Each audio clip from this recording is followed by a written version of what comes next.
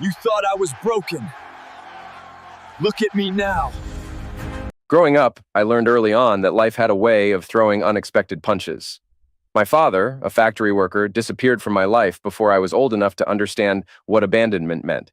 He died in an accident, leaving behind only debts and a grieving mother who struggled to find her footing.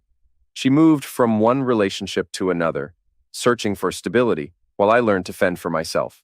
By 16, I had already earned my GED and enrolled in college, determined to carve a different path for my future. Almost 2 years have passed since my wife's boyfriend beat me in front of her. It happened on a Saturday while I was mowing the lawn. As I finished, I saw Kim standing on the back patio with a man I'd never seen before. A tall, lean, light-skinned black guy, barely 21. The way they stood together made it clear they were more than just friends. I stopped the mower and approached them. The guy immediately stepped back, bracing himself. Kim, however, didn't look worried. If anything, her expression held a hint of mockery. We'd been married for 3 years, living in the house I inherited from my grandmother. Kim was 23, a slim blonde with short hair and an easy smile, though that smile was absent in that moment. Instead, she coolly introduced the man as Jamal, her boyfriend, and admitted they'd been seeing each other for a month. She had no intention of leaving me, just wanted to enjoy life with him while expecting me to tolerate it. I told them both to leave, but Jamal refused, claiming they were staying. I reminded them it was my house, threatening to call the police. Kim, unconcerned, waved my phone around as if daring me. I snatched it back, but before I could dial, Jamal hit me hard. The first punch knocked me back, the second doubled me over. He didn't stop there, landing blows to my ribs, kidneys, and stomach until I collapsed. He stomped on my phone, destroying it, while Kim stood by, smirking. Jamal stood over me, triumphant, his foot pressed to my chest like a victor posing over his opponent. Kim laughed, taunting that I could never match Jamal in strength or in keeping her satisfied. Jamal echoed her words, delivering another sharp kick to my ribs until I submitted, agreeing to everything he said just to make it stop. Satisfied, he led Kim into the house, announcing his intention to sleep with her in our bed. Too battered to stand, I crawled toward the back gate. Halfway there, a neighbor, Bob, spotted me and rushed over. Ignoring my plea to avoid calling the police, he helped me into his car and drove me to the ER. At the hospital, the doctors confirmed I had no internal damage, just severe bruising. They patched me up and warned the police were already notified. Detectives arrived, took my statement, and identified Jamal as a young professional boxer. They told me I was lucky the injuries weren't worse. Released that evening, I returned home to find Kim gone, most of her clothes missing. The bed was unmade, the room still heavy with the scent of closeness.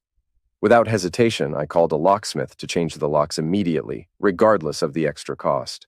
After showering and changing, I checked my bank accounts. Everything was intact, so I transferred the maximum amount to a new account in my name and canceled all joint credit cards.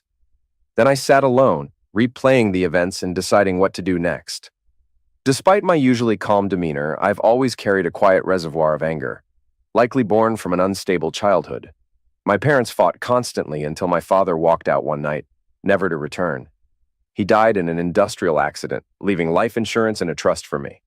My mother spiraled, cycling through relationships while I grew up fast, earning my GED at 16 and heading to community college. By 18, I'd graduated from a university with a finance degree and a minor in computer science. I hadn't dated much until I met Kim on my 18th birthday. She was a year older, vibrant, confident, and way out of my league, or so I thought. That night, at a small party with friends, she approached me, made it clear she was interested, and took charge. I followed her lead, and before I knew it, we were inseparable. Looking back, I realized I'd ignored the red flags, blinded by affection and inexperience. But after that brutal wake-up call, one thing became certain. I'd never let myself be humiliated like that again. That night changed everything. After a brief conversation at the party, Kim led me across the lawn to her apartment near campus. Without hesitation, she guided me to her bedroom, the dim light casting soft shadows. Clothes fell away, and with quiet confidence, she took control. That night, I lost my pureness. It wasn't just a one-time experience. Kim was determined to teach me everything she enjoyed, and we spent hours together until exhaustion finally set in. From that moment, our lives intertwined. Kim moved in, and after graduation, we both found local jobs. I worked as a programmer for a retail company, while she joined a small accounting firm. A year later, we got married. Her parents, Eileen and John, were hesitant about us marrying so young, but supported the wedding and even gifted us a honeymoon in Jamaica. My mother showed up with her new partner, a much older man, after years of being distant. We settled into my inherited house after the tenants moved out, and life seemed stable. 18 months into the marriage, I launched my own business, offering accounting and IT services for small companies. My former employer became my first client, and soon the business grew enough to hire 2 employees. I worked long hours, often neglecting time at home, though Kim and I still shared moments together until, gradually, we didn't. About a month before everything fell apart, Kim grew distant. Our intimacy dwindled, and she frequently spent nights out with friends. One Friday, she called after midnight, claiming she was too drunk to come home. When I later saw her with Jamal, I wasn't entirely surprised. Suspicious of her behavior, I had already researched divorce laws, realizing she had no claim to the house or trust fund, though my business assets were less clear. The weekend after the fight, I called Kim's parents. Her father doubted my story, while her mother, Eileen, suggested it might be tied to Kim's past instability, something they'd never discussed with me. Determined to protect myself, I hired a security company to install an alarm system with police alerts. It was finished just before dark, and not long after, Kim called. Furious that I'd told her parents. Her voicemail was filled with threats, which I promptly reported to the detectives. They confirmed it was enough for a warrant. Early Monday morning, around 2 a.m., Kim and Jamal tried to break in using her old key, unaware the locks had been changed. I warned them to leave, and after a brief standoff, they drove away. That day, I met with a lawyer, secured power of attorney, closed our joint bank account, and transferred all funds into a private account. I also contacted a moving company, cleared out the house, and placed a for rent sign on the lawn. By Tuesday evening, everything valuable was packed into my motorcycle saddlebags. To fully cut ties, I bought a new phone with a fresh number, powered down the old one, and reached out to Jackson, a close friend living 2 hours away. He and his wife, Jenna, welcomed me into their renovated barn home, offering a spare room. Over drinks, I explained everything. Jenna, who knew Kim from school, called her behavior irrational. Jack then pulled up an article on his phone. Jamal had been arrested for attacking me, with bail set at $50,000 already posted. Relieved to be off the radar, I mentioned my interest in Paxton Farm, a nearby place known for self-defense training. Jack knew the owners, an older man and his daughter, and agreed to introduce me the next morning. After a quiet night, I met their daughter, Dee Dee, and we headed to the farm. As we drove up the mountain, I realized I wasn't just seeking safety. I was preparing for whatever came next, determined never to be caught off guard again. The farm had a circular driveway leading to a large wooden building. Behind it stood several houses and a metal structure. As Jack and I arrived, a man in his 60s and a young woman around my age, both dressed in loose tracksuits and beanies, met us. Their presence suggested they were expecting us. Jack introduced me, explaining that I was looking for self-defense training. The older man, Manny, invited us inside, mentioning they didn't accept just anyone without understanding their situation. The interior was simple but well kept, with a large central room flanked by doorways and a wraparound balcony with rooms above. 2 fireplaces burned at either end, adding warmth to the space. Once seated, I shared everything. No filters, no embellishments. When I finished, the woman, Jen, asked if I planned to become a boxer and fight Jamal. I admitted I hadn't considered it that way, but wanted to be prepared if another confrontation happened. Deep down, I knew I intended to face him eventually. Manny stood and asked me to do the same. Without warning, he slapped me with his right hand and immediately followed with his left. I absorbed the first hit, but instinctively blocked the second.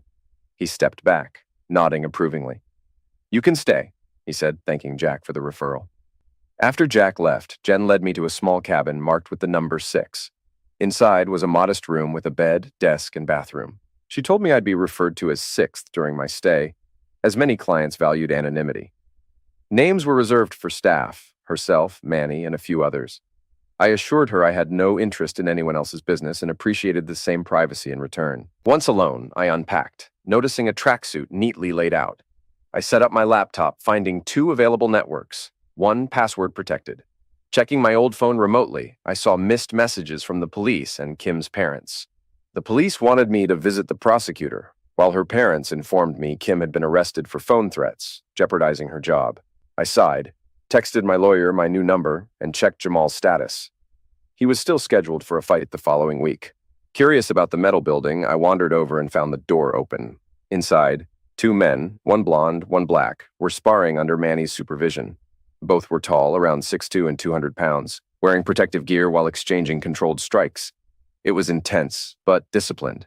After a flurry of punches, one knocked the other down, only for the fallen fighter to roll up and land a swift kick. Manny blew a whistle, ending the session with praise. As the fighters exited, Manny approached, asking how Jamal had landed those punches when I'd just blocked his own strike.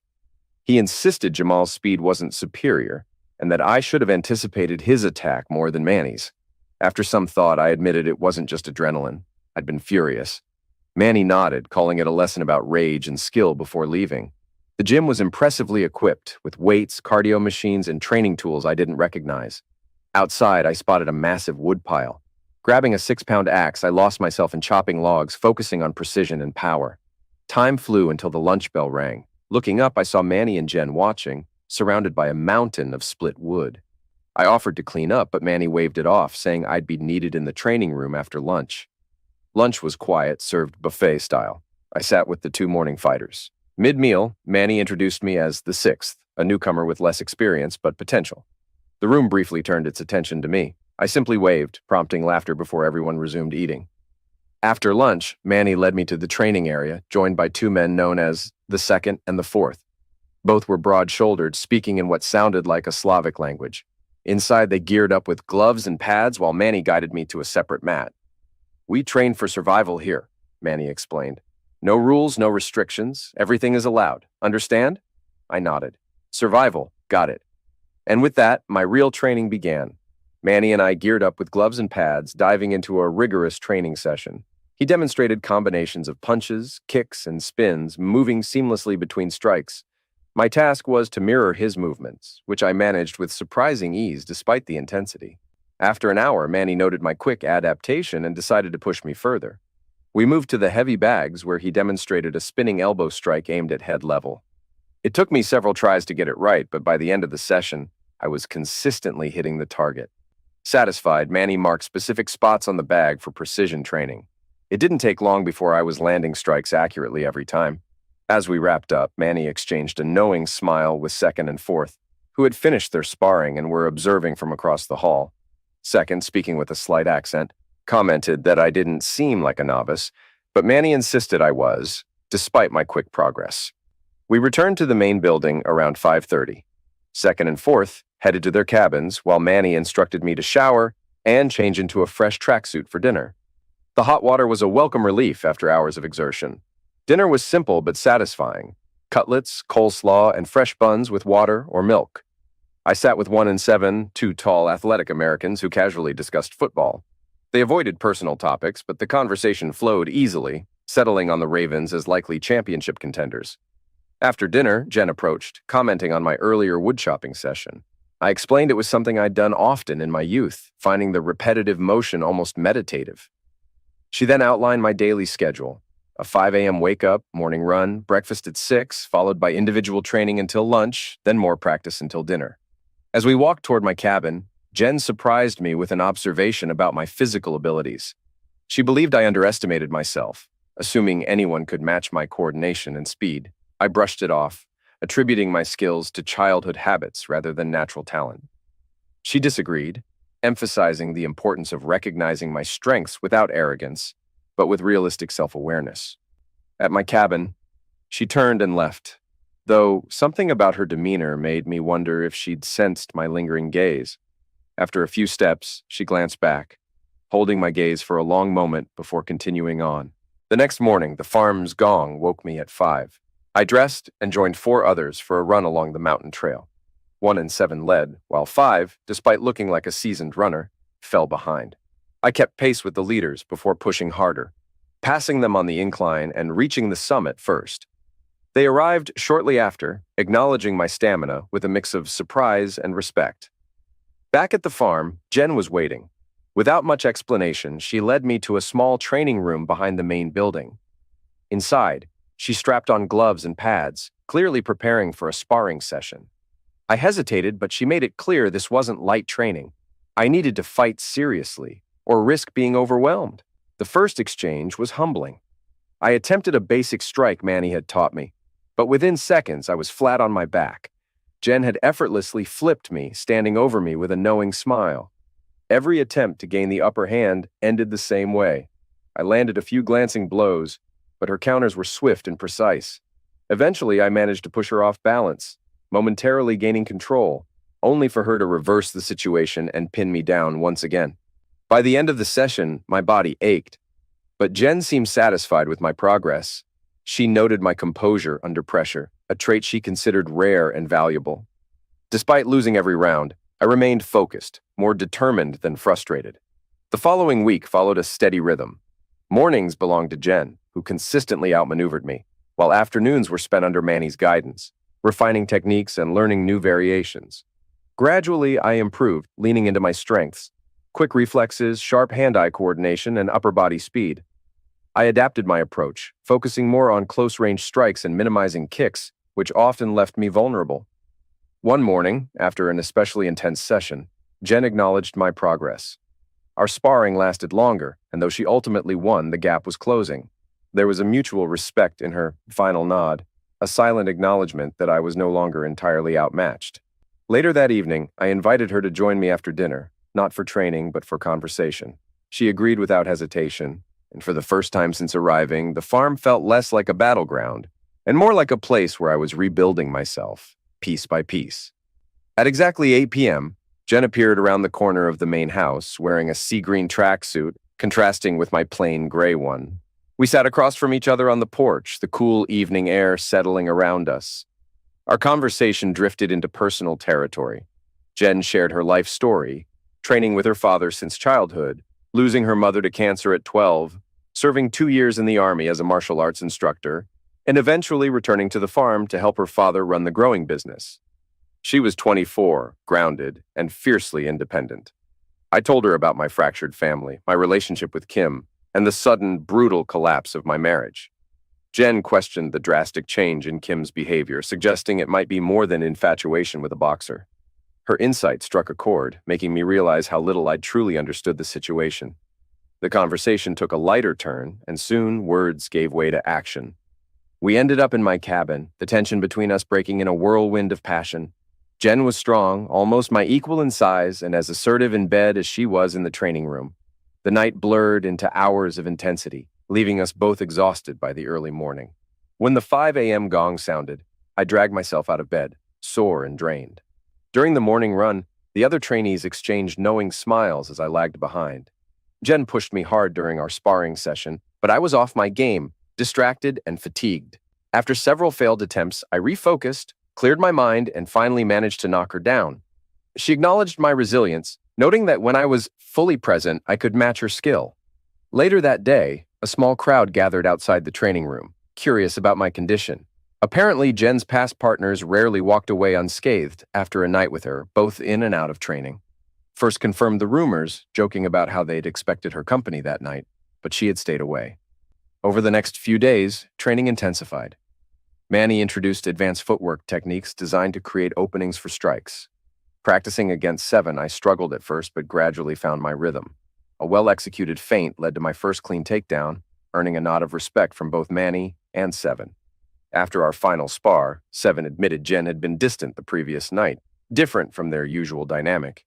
He suspected my presence had shifted something in her. I dismissed it, but the thought lingered. The next 3 months passed in a blur of training and quiet companionship. Jen and I grew inseparable, both on and off the mats. New trainees came and went, but none shared the connection we had. My skills sharpened, eventually allowing me to hold my own against Manny himself. One evening after dinner, Manny called me into his office. He asked if I had a plan for confronting Jamal. I admitted I didn't, just vague thoughts about returning home and seeing what unfolded. Manny cautioned that any street fight, given the history, could land me in prison. He'd seen how close Jen and I had become and didn't want to see my progress unravel.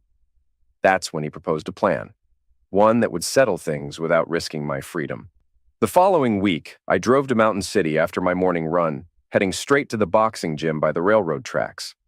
The gym, run by former near-champion Jenks Martin, was known for training top-tier fighters, including light heavyweight Jerry Totem and a rising welterweight star.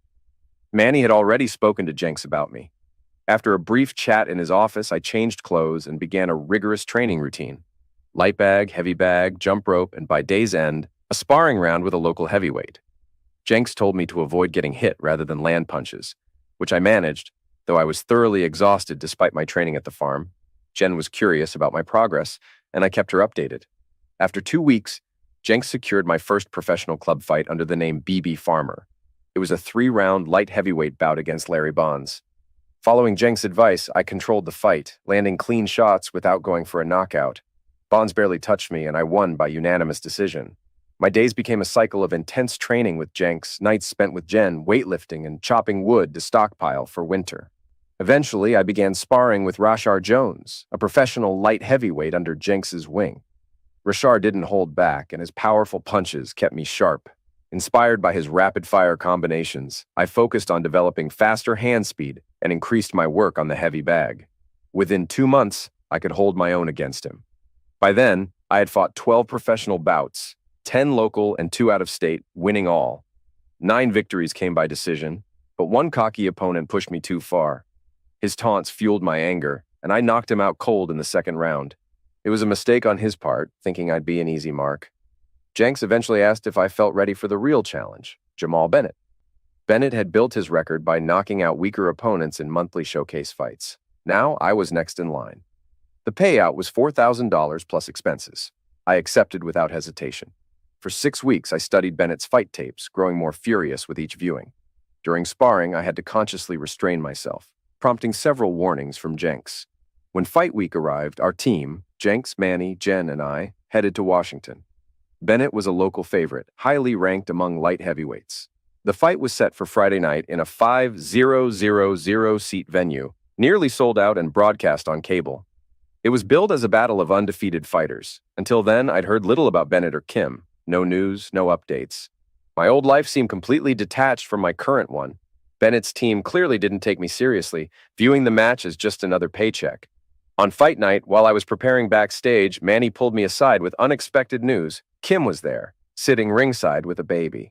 Whether she knew I was Bennett's opponent was unclear, but someone on his team had likely recognized me from fight footage. Entering the ring, I kept my hood up, ignoring the crowd's jeers. Bennett, ever the showman, strutted in to wild applause. I watched him closely, feeling anger bubble beneath my calm exterior. When we were called to the center for the pre-fight instructions, I kept the hood on. Bennett, bouncing with overconfidence, had no clue who I was. Then I saw Kim, her child beside her. As the bell rang, I removed my hood, locking eyes with her. Her face froze in shock. Bennett charged out aggressively, throwing flashy but ineffective punches. His rhythm, an obvious, predictable pattern, quickly became clear. Within the first minute, I found my timing. His jab missed as he shifted right, and I countered with 2 sharp jabs followed by a lightning-fast right cross that caught him square on the cheek. He staggered, and fury surged within me. Driven by rage, I forced him to the ropes, landing brutal body shots. Right, left, ribs, kidney. I felt his strength falter. Stepping back, I delivered a crushing right to his jaw, sending him into the ropes. He was out cold, but as he rebounded toward me, his head hung perfectly in line for another devastating punch, one that could have ended him permanently. My fist clenched, the familiar rage boiling inside. But I stopped. The anger vanished as quickly as it came. Bennett collapsed unconscious. I stood still for a moment, glancing at Kim, who sat frozen in disbelief. Silently, I flexed my muscles and mouthed a single word. Witch. Then I turned, climbed through the ropes, and left the ring without looking back. We headed straight to the locker room. No interviews, no fanfare. Manny was already outside with a van packed and ready. We drove off, beers in hand for Jenks and me, laughing in the back seat. It was a 2-hour ride back to the farm, and the adrenaline was still high when Manny asked the question that had been on his mind. Why didn't you finish him, Brian? I saw the rage in you. I hesitated, unsure myself. I don't know. I could have liquidated him, but I didn't want that on my conscience. Jen nodded. Good, he's hurt enough. That final shot would have been legal, but unnecessary. We arrived at the farm late. While Jen and I headed upstairs, Jenks flipped on ESPN. There it was, our fight, condensed into 90 seconds. The caption read, Bennett knocked out by BB Farmer, opponent disappears after win. We laughed, knowing the quick exit was to avoid any potential backlash from Bennett's friends. Exhausted but restless, I watched the replay. Seeing myself in the ring was surreal, like observing a stranger. In slow motion, I caught the moment I could have ended Bennett. My face shifted from pure rage to hollow emptiness in an instant. The fury had drained, replaced by something close to despair. I hadn't felt despair in the moment, but that's exactly how I looked. The tension in my body was clear when I glanced at Kim. I'd forgotten that part, but the video didn't lie. Jen squeezed my hand, and I realized I was gripping hers tightly. We locked eyes, understanding passing between us without words. I stood, pulling her along with me. "Time for bed," I whispered, needing her presence more than ever. That night, there was no passion, just comfort. We showered quietly, dressed in soft pajamas, and held each other under the covers. Jen asked how I felt watching the fight. I admitted feeling detached, like the fighter in the ring wasn't truly me. After a pause, she brought up Kim. Jen believed I needed closure, not for revenge, but to understand why my marriage had unraveled so suddenly.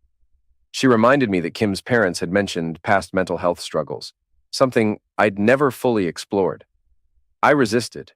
Seeing Kim again, especially knowing she had a child with Bennett, felt unbearable. But Jen was right. Without answers, uncertainty would linger, even between us. She suggested visiting Kim's parents first, just to understand the full picture. Reluctantly, I agreed to think it over. By morning, it was clear. I couldn't move forward until I uncovered the truth. The next day, Jen and I followed up on a few things. Bennett was still hospitalized, not in critical condition, but facing possible long-term damage.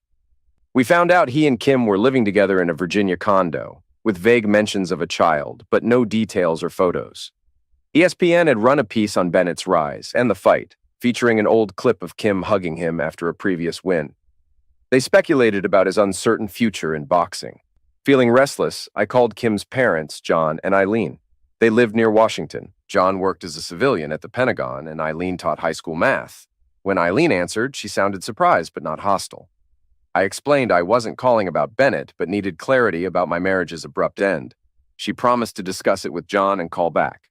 While waiting, Jen and I kept busy. Reporters eventually found their way to the farm, making some clients uneasy and putting Manny on edge. A friend in public relations advised that the press wouldn't back off until they got more information. Secrets, he said, only fueled their persistence. To get ahead of the situation, I asked Jenks to organize a press conference at the gym for that evening. Just as we were preparing, Kim's parents called back, agreeing to meet for dinner in Washington in 2 days. I thanked them and turned my focus back to the press. At the conference, video cameras and flashing lights filled the room. I read a brief statement, expressing hope for Bennett's recovery and gratitude for the opportunity to fight such a prominent contender. When the questions started, I kept my answers short.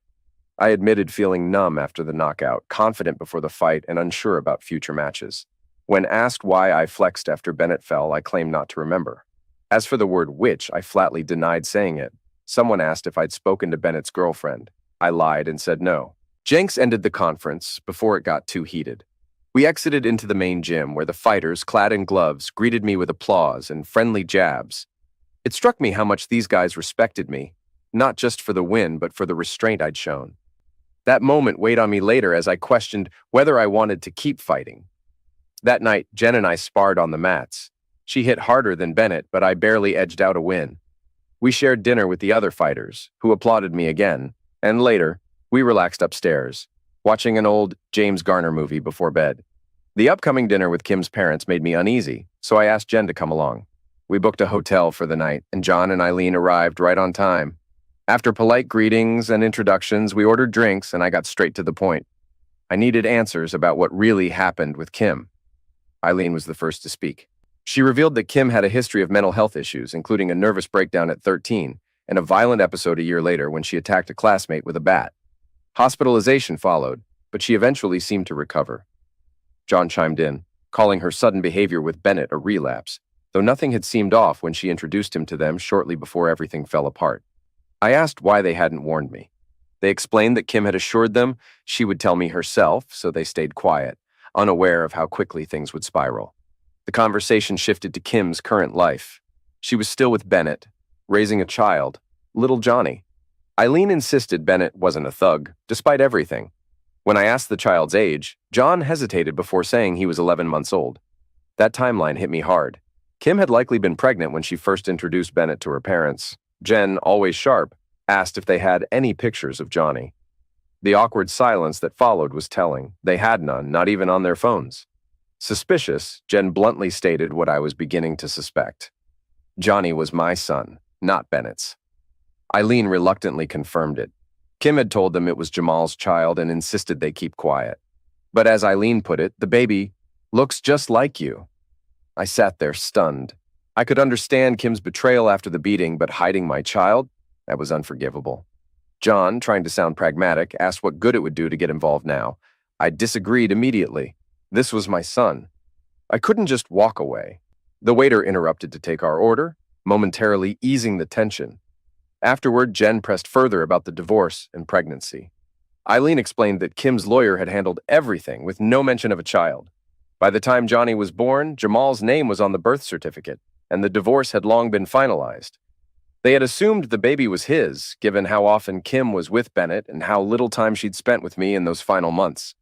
I asked about Kim and Jamal's relationship now. John revealed that Jamal had discovered the truth shortly after Johnny's birth. He left for a week, but eventually returned, though he took little interest in parenting duties. The conversation wound down with news of Bennett's condition. He was struggling to speak clearly, though doctors expected improvement with rest. John admitted he'd watched the fight live and seen the moment I could have delivered a fatal punch. He didn't understand why I held back, but he believed Bennett had gotten what he deserved. Eileen quietly asked how I felt about it. I didn't hesitate. I was glad I'd won. I could have liquidated him, but I didn't. That was enough for me. As we prepared to leave, John mentioned that Johnny was currently with them, under a nanny's care. That revelation solidified my decision. I wasn't going to walk away from my son. Not now, not ever. Dinner arrived, but I barely touched my meal. Jen, noticing my lack of appetite, finished hers and most of mine. Conversation was minimal until I finally asked to see the pictures of Johnny. Eileen handed me her phone, scrolling through countless photos and videos while they enjoyed dessert and coffee. Jen glanced over my shoulder and smiled. "He's adorable," she said. Eileen nodded in agreement, adding that Johnny clearly loved both his mom and Jamal, as shown in the videos. I told them I wanted to meet Johnny the next day. John hesitated, worried about going behind Kim's back, but I reminded him I had options, including a DNA test and legal action over the fraudulent birth certificate. Reluctantly, he agreed to a lunch meeting at their house. Back in our hotel room, Jen and I ordered wine and discussed the situation. I planned to call Harry Bacon, a lawyer across the river, for advice on Virginia custody laws. When Jen asked how I felt, I admitted my focus was on Johnny, not Kim. I loved Jen, and nothing about this changed that. The next day, we arrived at John and Eileen's house, where little Johnny played quietly with wooden blocks in the living room. I crouched beside him, stacking blocks until he gleefully knocked the tower down, laughing. We repeated the game several times before lunch. When Eileen called us to the table, Johnny toddled toward the dining room, gripping my hand for balance. He sat in a high chair, munching on bread with peanut butter and celery while we had quiche. Midway through lunch, Eileen's phone rang. It was Kim, informing her that Jamal had been moved to a nearby rehab center. She planned to stop by the house once he was settled, likely within 30 minutes. Jen quietly noted there was no point delaying the inevitable. John agreed, but warned us to expect resistance. After lunch, Eileen took Johnny upstairs for a nap while we discussed the next steps. John planned to meet Kim at the curb, explain our presence, and try to ease the tension. When her car pulled up, Jen and I watched from the window. Kim, looking tired but composed, seemed upset upon seeing her father. Their conversation grew animated, and when Eileen joined them, Kim reluctantly followed her parents inside. Her expression hardened when she saw me. "You bastard!" she snapped. "You hurt Jamal." I stayed calm. "Not as much as I could have, and you're hardly in a position to lecture me, Kim. Payback's rough, isn't it?" Her anger faltered.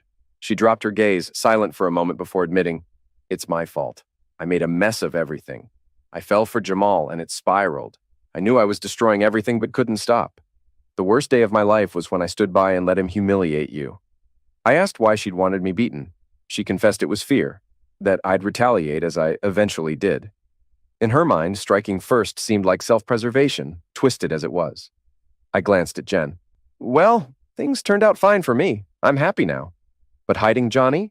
That's unforgivable." Kim stiffened. "I don't want you in his life. Jamal's his dad. He's been there since the start. Only because you lied. That's over now." I'll do whatever it takes to be part of Johnny's life." She sighed, defeated. With Jamal's health uncertain, she lacked the fight she once had. Quietly, she revealed Jamal had suffered a serious concussion and might face lasting complications. Doctors were hopeful, but cautious. "How did you get so good, Brian?" she asked. "He's one of the best."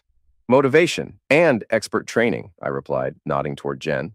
"He underestimated me, thought I was just another easy win." Eileen suggested we move the conversation to the living room, offering Kim some water. As we sat down, Kim admitted none of them had known I'd be Jamal's opponent until I removed my robe in the ring. She'd wanted to stop the fight but couldn't react fast enough. We discussed Johnny's future. I made it clear I wouldn't walk away. Jen and I would decide our next steps together, prioritizing Johnny's well-being. Eventually, Kim, emotionally drained, went upstairs to rest. Back at the hotel, Jen called Manny, updating him about Johnny. To my surprise, she laughed. "Manny's excited to meet him," she said. "Apparently, he's not as stoic as he seems." The next morning, I consulted a custody lawyer and returned to the Clark's house with a clearer understanding of my rights. Jen and I suggested Johnny spend time at the farm, though Kim would likely need to accompany him, or perhaps Eileen and John. Kim had already consulted her own lawyer and, surprisingly, wasn't entirely opposed to shared custody.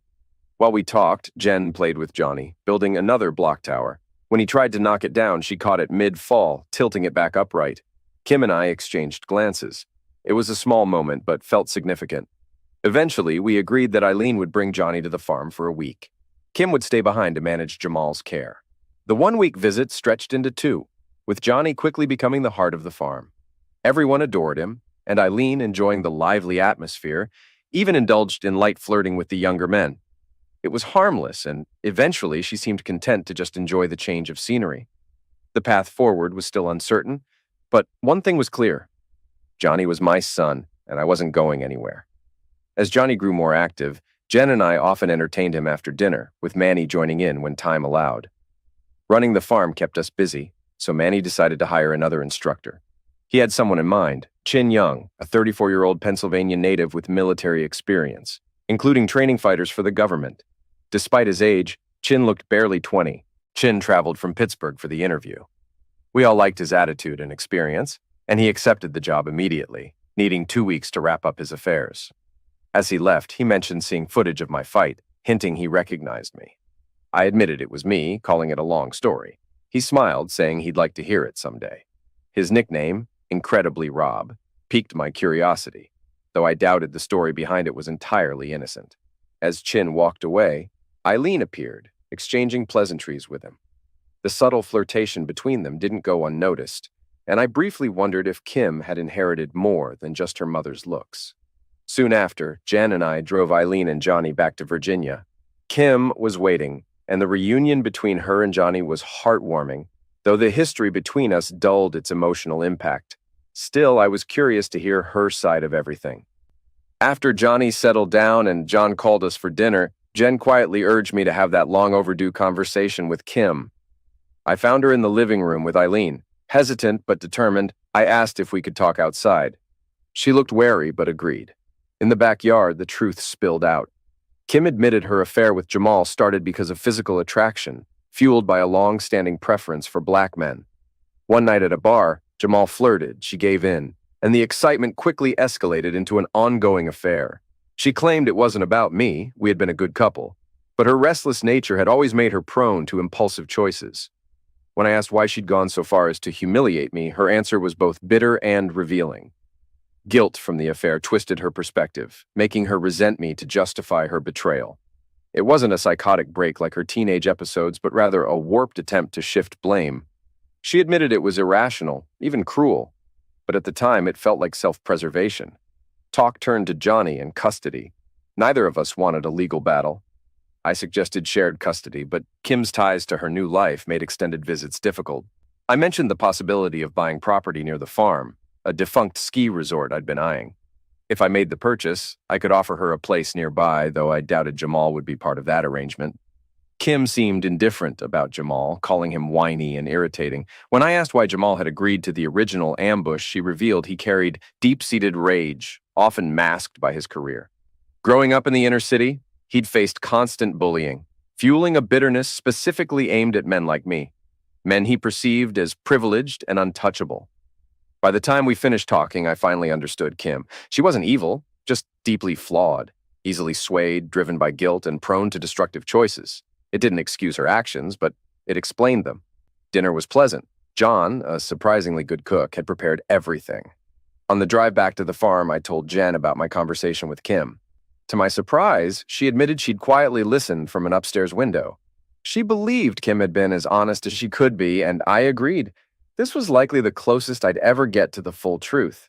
Feeling uncharacteristically light, I glanced at Jen and asked, "Will you marry me?" It was impulsive, but the weight of the past had finally lifted. She cried, laughed, and said yes, teasing me for proposing while driving. We married a month later in a small ceremony at the farm. Manny's sister attended with her family, and John, Eileen, and Johnny were there. Kim declined the invitation, despite Jen's insistence. Afterward, Jen and I took a brief honeymoon in Delaware before returning to work. Soon after, I signed a contract for a $200,000 light heavyweight fight against contender Rick Sutter. The payday was substantial because of my mystery fighter status, a club boxer rising through the ranks like something out of Rocky.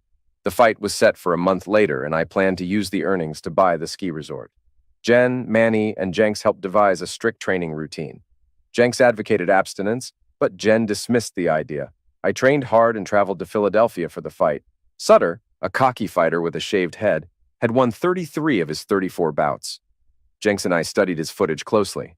The fight itself went the full 12 rounds, a grueling battle that left me sore for 2 weeks. I knocked him down in the 10th with a right cross, thinking it was over, but the bell saved him. He recovered and finished the fight, earning my respect despite his showboating. After winning by decision, I briefly addressed the press, admitting I wasn't sure if I'd continue boxing. Then, I returned to the farm and contacted a realtor about the abandoned ski resort, 52 acres with a lodge and cabins, previously used as a summer camp. With $150,000 from the fight and some savings, I bought it outright. Around the same time, I finalized the sale of my business. It had thrived, and I arranged a deal with my employees, receiving an initial payout and ongoing semi-annual payments. Suddenly, I was a landowner, expanding Manny's operation with a second location. Chin, now fully settled, proved invaluable, balancing my absence with ease. He eventually brought in his old army buddy, Billy Williams, another skilled instructor. Manny hired him without hesitation. Business flourished. Fighters came and went, and the training center remained profitable. The real secret to its success, I realized, wasn't just the facilities or instructors. It was Manny himself, a rare teacher whose skill and insight couldn't be replicated. He was the foundation of it all, and I was proud to be part of it. When the excitement around my boxing career died down, life on the farm with Jen felt peaceful, until Kim showed up with little Johnny after breaking things off with Jamal. She had moved back in with her parents, but didn't want to stay there. She needed a place, a job, and wanted Johnny to have his father in his life.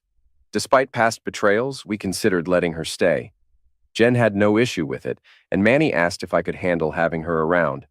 I wasn't sure, but she was smart and had a background in business and accounting. Since I was planning to renovate the old ski camp into a nature and fitness retreat, we agreed she could take on the financial and logistical side of things. Meanwhile, I took another fight, this time against New York's top contender, Rodrigo Sanchez. He was a powerhouse, and preparing for him was intense. The match went all 12 rounds. I knocked him down in the 9th, but he came back hard, knocking me down before the round ended.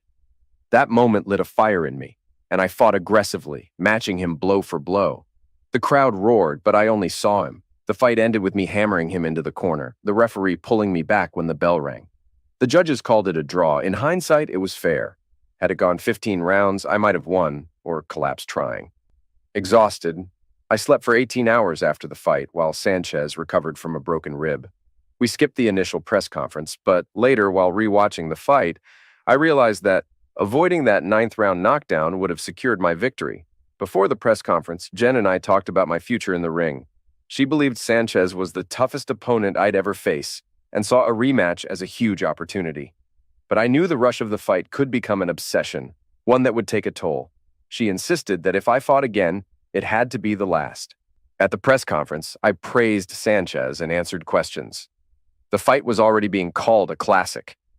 Reporters asked about the final rounds, but there was no way to fully describe them.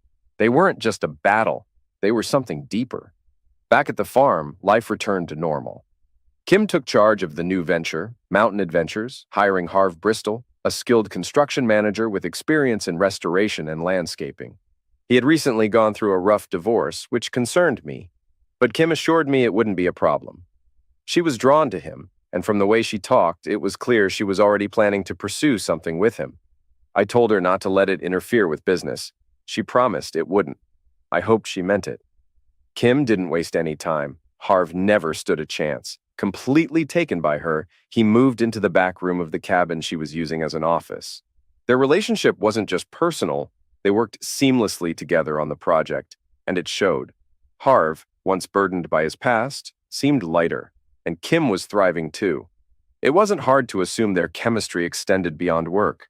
Harv's teenage sons, 15 and 16, joined the project during the summer, working alongside their father on construction. Despite their age, they were experienced and efficient, having spent years learning from him. They mostly lived in the city with their mother, though their visits were frequent. Occasionally, they teased Harv about Kim, until he put a stop to it. Everything was running smoothly, but life has a way of shaking things up. Jen and I decided to start a family, and soon after, she was pregnant. Not long after, Kim announced her own pregnancy. She and Harv seemed happy, though I had no doubt Kim had orchestrated the timing. Meanwhile, Kim's parents, Eileen and John, visited the farm to see Johnny. We all gathered for a large dinner at the Mountain Adventures cafeteria. By then, little Johnny was fully settled into our lives, and his grandparents planned a 2-week stay in one of the farm's main building rooms. On their second night, I woke up around midnight, and as I passed Manny's room, unmistakable sounds of intimacy echoed through the hall. The next morning, I mentioned it to Jen, but she had no solid answers. There was only one woman staying in the building besides her. The realization hit me. Kim confirmed it without hesitation. Her mother and Manny had instantly connected at dinner, and she wasn't surprised things escalated. She assured me her father didn't mind, even hinting that he sometimes preferred to observe rather than participate. That was a revelation I hadn't needed. Throughout their stay, it became clear that Eileen never spent a single night in her assigned room. Manny, once reserved, was visibly more at ease in her presence. When they returned for another visit, all pretense of secrecy disappeared. Their visits became a regular occurrence, and John seemed just as comfortable with the arrangement. Despite these distractions, the project progressed well, as did the pregnancies. Around the same time, Sanchez claimed the championship title in an impressive victory. Jen, never one to let an "I told you so" go to waste, reminded me that she had predicted it. I took a warm-up fight in Pittsburgh to stay sharp, knocking out my opponent in the 5th round. We soon held a meeting at Mountain Adventures to discuss the possibility of me challenging Sanchez for the title. Jen, Manny, Jenks, Kim, Harv, and I sat around the table. With project funding secured, money wasn't a major factor. Manny remained neutral while Jenks was adamant. He saw this as my shot at the title, something he had never reached himself. Jen looked at me with quiet certainty. She knew I had already made up my mind. This had to be my final fight, win or lose. I agreed. The bout was scheduled for March in Las Vegas, promising a significant payday. In the meantime, both the project and our families grew. Jen gave birth to our daughter, Melissa, while Kim and Harv welcomed a son, Jack. They married in a small ceremony at Mountain Adventures just before Jack's arrival. For 5 weeks, I prepared intensely for my last fight. Jenks and Manny dissected Sanchez's old matches in our previous fight, trying to predict his strategy.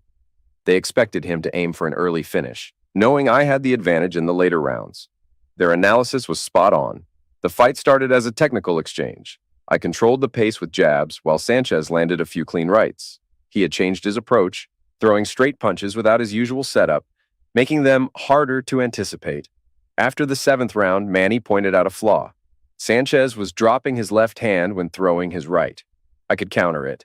In the 8th, I tested the theory. He launched a right, and I caught him with a perfect hook, sending him to the mat. He bounced up quickly, fury in his eyes, and charged. I met him at the ropes, hitting him with body shots while he managed a solid uppercut to my chin. By the 9th, he was relentless, striking from all angles. I absorbed several blows, including a punishing shot to the head that nearly floored me. Fatigue crept in, and when I returned to my corner, Jenks reminded me that I had won our last fight by wearing him down against the ropes. The question was, could I do it again?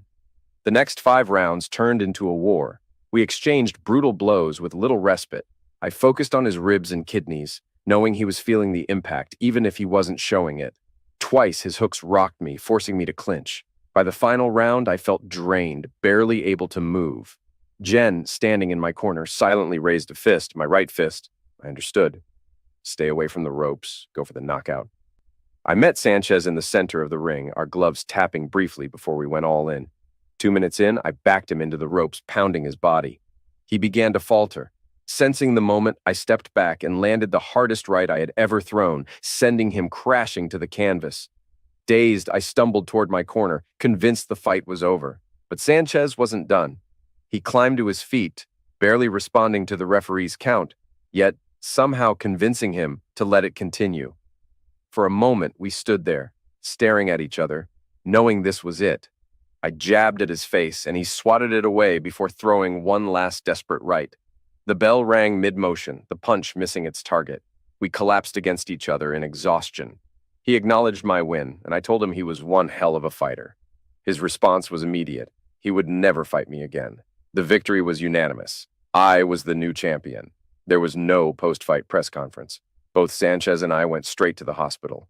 I was released the next day, looking like I'd been run over. Back at the hotel, Jen and I barely left our room, absorbing the moment. Later, I faced the press to announce my retirement. I told them I had achieved what I wanted and had no desire to fight Sanchez again. I expected him to reclaim the title eventually. The fight had pushed me to my limit, and I knew I had nothing left to prove. We flew home the next day. 5 years passed. Jen and I had another child, Terrence. Melissa and Johnny were growing up strong, attending the local public school. Johnny had been training with Manny and had earned a reputation. Nobody messed with him. Kim and Harv welcomed another child, Joan, and their marriage remained solid, despite Kim's history of straying. Eileen and John settled permanently near Mountain Adventures. Their unconventional arrangement with Manny continued, though I never asked questions. The farm and Mountain Adventures thrived. Old faces remained. Rob and Billy still taught alongside Manny, Jen, and me. Neither had ever settled down, which, given everything, seemed almost surprising. Sanchez reclaimed the vacant title after my departure. As for Jamal, he never recovered from that knockout and eventually retired, now working in Washington public schools. He was married with kids, living a respectable life. I didn't hold resentment anymore. If not for him, I never would have reached the championship. Hate wears a man down. I had no use for it, and I had no use for boxing anymore either. These days, I found peace in the simple things: chopping wood, running the farm, and occasionally watching MMA fights for amusement. Boxing was behind me for good,